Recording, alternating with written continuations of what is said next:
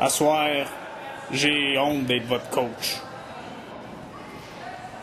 Vous avez été lamentable, pathétique, honteux.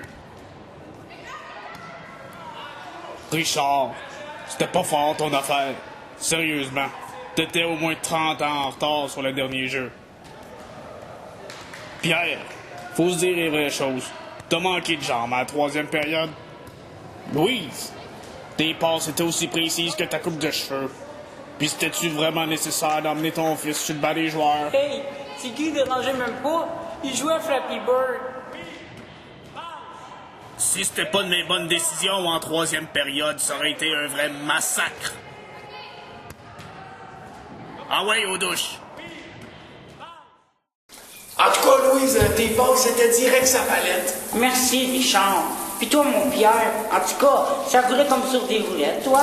En tout cas, mon char, t'étais bon à soir. Toujours dans le moment présent.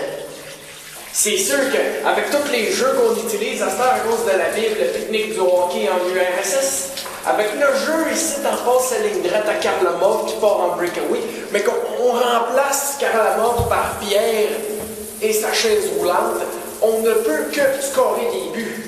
Surtout avec les passes à Louise direct sa palette. Comme dirait Karlamov lui-même, bien à la couche clou. En tout cas, si c'était pas des décisions du coach, on les aurait massacrés, ceux-là. Hey, en passant, Louise, qu'est-ce que tu fais dans les douches des gars?